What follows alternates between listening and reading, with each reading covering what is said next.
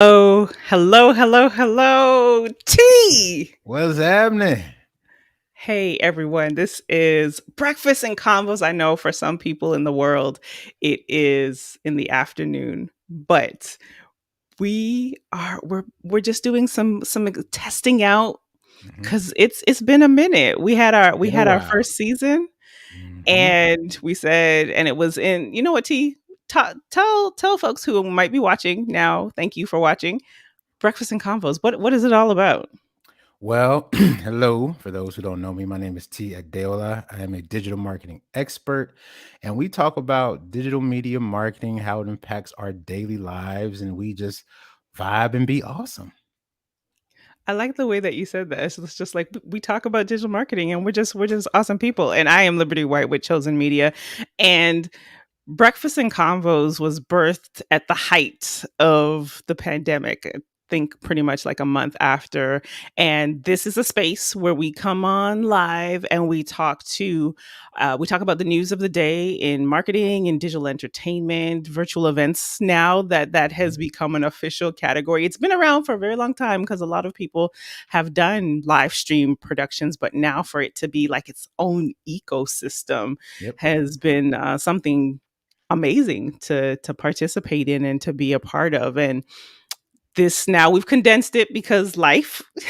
You're Hmm. teaching, we're working on live production, so we're like, we can bring this back because it was a space where we would invite guests to come on and share some of we've had some amazing guests, haven't we? Yeah, the track record is pretty official. We will let you go to the backlog. We had Joshua Reed from Influ.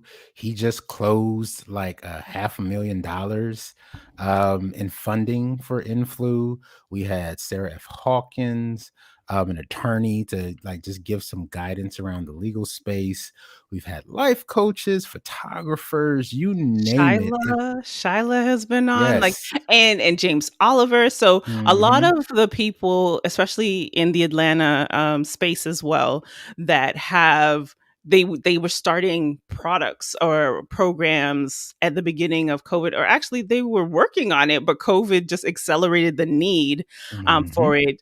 That they are flourishing now. Like James has given out, is it almost 100K for Yeah. the parentpreneur community, which is Black Indeed, he has, and if you're parents in business. not familiar, Parentpreneur Foundation it's geared toward helping Black parents thrive. And James Oliver, he was one of our first guests, and yeah, very vibrant community. I'm proud to be a part of. I need to be more active. We'll definitely make sure that they're folded in to everything we got going on, but 100%. It's just been that the you hate to talk about the pandemic through a positive lens because it has been so devastating. Because Right. I lost my ex father-in-law, whom I actually liked. I Oh, loved John, almost a little bit more than his daughter, but he passed. I've lost some other family members, so it's definitely not anything to be taken lightly. However, the reality of the situation is, as Liberty alluded to, it accelerated existing trends like 4 to 5 years into the future. So now esports, which is already huge, is now even bigger because I mean, if you're stuck at home and you can't go anywhere, where you gonna go? Play Madden is what you're gonna do. You're gonna play Call of Duty, grocery delivery. So now, if you go to Kroger's or wherever, you just have your designated um, parking spot. You pull up, pop your trunk. They put the groceries right in your trunk, and you drive off. And in Walmart, you don't even have to drive to the Walmart to take it to you. You that know, there it and is. So true. Can we go to what you just talked about, just touching on esports and gaming, because there's been a lot of news. I feel like we almost have like this whole month, but to catch up on some of like these big announcements like MailChimp getting acquired, and but most recently this week Netflix has bought an esports company. makes sense. So so when you see, and I need to pull it up because the name is slipping me. Night School. Night School is the name of the company that they bought out on the West Coast. But when you start seeing these, like the big companies, all these acquisitions that are taking place, and where they're like, and hey, Robert, because he's watching live on LinkedIn. And for those who don't Yo, know, we're on YouTube, we're on LinkedIn Live, we're on Facebook, and yeah, to Netflix, and we're going. I estimate or predict, because we do some trend spotting here too, that we're just going to continue to see, especially in that esports realm, because it's just also been accelerated because of the past year and the need for content and people needing to be entertained, and even education happening in that space as well. absolutely. And it makes a lot of sense that Netflix would do that, cuz here's what you have to understand about Netflix. They're under a lot of pressure from Disney Plus and all these other incumbents, and what makes Disney Plus interesting is that streaming and online digital content is not their core business. So they can afford to lose money there as long as it brings people deeper into the Disney ecosystem. Makes Because there's a sense. term for it. It's called switching costs, meaning the and Apple was a master at this. So the more services or products you get from me, the less likely you are to leave. Right. Same thing with Amazon and Amazon Fire TV. It's not necessarily that they're trying to make money from these productions. It's just another service and another add-on, and they make it a part of Prime, right? So they know that Prime members are more valuable than those who are not Prime members. So if I add the video content on top of that, that makes you that much less likely to leave Amazon. And so they have all of these big players kind of horning in on their space, Right. whom they don't necessarily need to make money off the streaming. Disney makes most of its money on the parks, which of course it doesn't do right now because of COVID, but Disney, that's not Disney's core business. Same thing with Amazon. Yes, they have the Marvelous Mrs. Maisel and a few other hits, but that's not Amazon's core business. E-commerce is. Right. But Netflix has to make money on its content. It has to. That is Netflix's core business. So if esports is just a natural progression of that and can help Right. them do that, and let's be frank, I don't know about you, I actually watch like the story mode movies of some of these video games in my spare Yeah. time. There's a YouTube channel I follow. It's called Gamers Little Playground, and they'll do like the story mode of Mortal Kombat or whatever, and just string the story modes together, and you can actually watch a movie just of a video game, which is Right. pretty cool.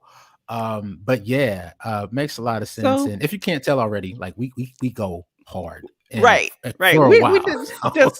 just not when it comes. It's like, but wait, does it is Netflix really in trouble? Like, I hear what you're saying, and I can see, like, you've opened my eyes to, like, oh well, you know what, yeah, but they're so far ahead in the overall content and SVOD, like subscription Mhm. video on demand. Like, they're so far ahead. Like, this is them securing that position, Yeah. so that, like, I feel like it's this big football player, and he's just like holding back, holding back the crowd from catching up. But yeah, I'm just that's just an interesting take, but I think it Well, was a very wise yeah. move. I mean, time is a curious thing because I'll give you a throwback. Anybody remember MySpace? Like they were several multiples times Facebook in the beginning. MySpace was the bona fide big dog. Now Gen Zs don't even know what MySpace is. And so time is a very curious They know it thing. as a meme. Yeah, they know it as a meme. So it's like, yes, they're the big dog now, but that means absolutely nothing in 2040. Yeah, And you're talking about companies who, for better or worse, because they all have their critics and their fans, they figured out how to weather the storm of pass the test of time up to this point, right. which is why they've made it such a point to go after Netflix, because they acknowledge the threat that Netflix is to their longevity. So they're like, okay, well, we've been around for 100 years or whatever, however long Disney's been there, not a quadrennial, but what? 70, 80 years. No, they've been around for 100 years. Yeah. Um, but so it's like all I'll say is time is a curious thing. It is a very curious thing, especially in the tech space where we're on like dog years. So you have to sort of not look at it now, but also 5 years from now, even though we have no idea what that's going to look like, but Yeah. just what could happen strategically. It's all about strategy. And it made a lot of sense for them to do that because they had to, in my opinion, because just because you're strong now doesn't mean you'll be strong in 2030. Not at all, and especially if we look at just all of the I have a couple of friends in just some of the companies that they work for, and while not tech related, but just the acceleration that people have been going through, recognizing these we say a lot when it comes to marketing is, you're not just selling your product, but you're selling the solution to someone's problems. And there have been a lot of problems that have come up in the past year, and that people are aggressively, like, all of a sudden there are all, esports being one of them, all of these fintech, all of these the wearables. And because why people are taking more control of fitness, and at home fitness being a huge space that is just going to Mhm. that's one of the industries that they're saying is, going to trend continue to trend upwards. So yeah, like, not how do you even look 10 years, what used to be 10 years down the line, and looking at that now, it's like, what's the next 2 years, because that's like 10 years of projecting. So it's like you said, it's going to be interesting. But that's why we have breakfast and convos, because we have these types of discussions. And we came on live because we also want to hear from you, like, who do you want to see over the next few weeks to speak to and really hear what they have to say in the marketing space, digital marketing, virtual events, I feel like a digital entertainment, because we're gonna do our best to bring them on, in addition to bringing you what's hot and what's not in the day's news. Yeah, yeah, and right before we get out of here, because this was just a dry run, but I will be speaking at the Blacks in Tech conference on October 15th. It runs from the 13th to the Congratulations. 15th, and there are some bona fide heavy hitters that I'll be sharing the stage with. So we'll actually have a few tickets to give away. Oh, But awesome. anyone that you want to see, let us know. And I rub elbows with some people. Like I can't make any promises, but if you see a speaker at BitCon, like, you know what? They brought that fire. Like, it would be great if we could talk a little bit more, unpack that. Let us know. And I will do my absolute best to see if they'll oblige. So yes, I'll be speaking. BitCon goes from the 13th to the 15th. I'll be speaking on the 15th, I believe at 3:15 p.m. I'm like the second to last speaker, because of course, why wouldn't I be? Because they save the best for last. Heavy But heavy hitters yeah, only. Heavy hitters only. that's What's right. the URL for that? It's BitCon, Okay. BITCON 2021.com. All right. You know how I do. I like to see if I Yeah, can pull things up BitCon so that 2021.com. I might have BitCon 2021. Let's go. And now it's going to be virtual or also in virtual only. person, like Nope, hybrid. Okay. Okay. virtual They only. they made a wise decision there in just making sure Yeah.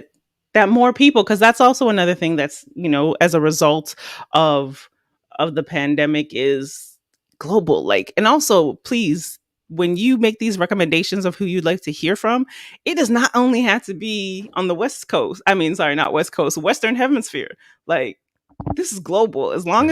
As long as they've got connectivity and we can pipe them in, we want to bring them on if they are can bring value to our community.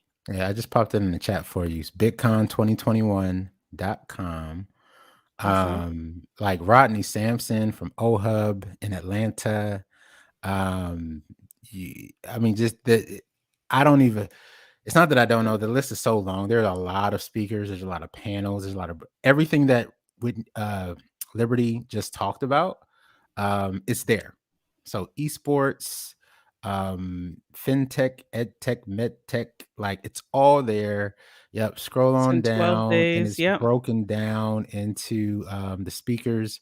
So there should be some tabs if you scroll down a little bit there, and it's yeah, Oh, look at Damon oh, John. Arlen's gonna be there now. So that's one of Hmm. one of my favorite podcasts is her podcast. Judy Smith. Wow. Okay, like you Yeah, said, you know what? We might need to try to get Sherelle on here. Sherelle Dorsey.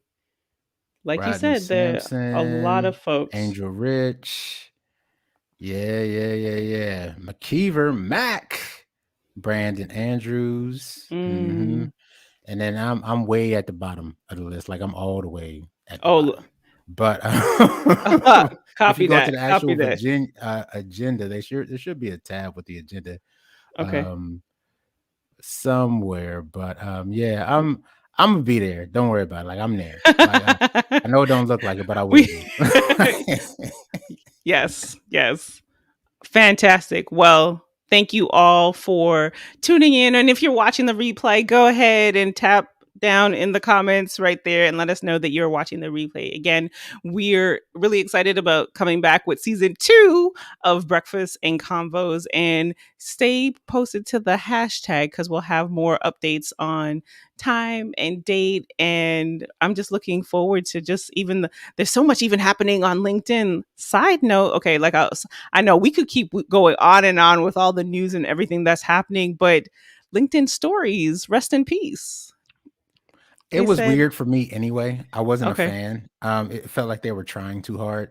Like everybody was being like everybody else, and I don't like to be harsh because I know how hard it is out here in these streets. right. But it just seemed weird to me. I don't know if you remember that old Chris Rock joke where he just finally decided to get married because he didn't want to be the old dude in the club. You know, the old You dude in the think that? club. They're not old, but they just a little too old to be in the club. You know, Yeah, so yeah. it felt like that. It's like you're trying too hard, bro. Like that's not your lane. Yeah, and you know, all these companies at some point in time when somebody does something, they're like, "Oh, we have to," because you. It falls right in line with your example earlier. It's like, okay, we want to keep them here. We want to keep them on the platform because we have to admit that stories are popular. That Hmm. people use them a lot and they're very effective. But this goes back to really knowing and understanding your audience, and that is this something your audience would use? Because to your point, a lot of my associates on LinkedIn were like, "What is this? I don't know." And there weren't too many people that used it. So a good decision, cut your losses Hmm. and build, build out. They've invested in Hopin. So really, and we'll wrap with this is like, and I'll hear your thoughts and wrap with this of, they've invested in Hopin.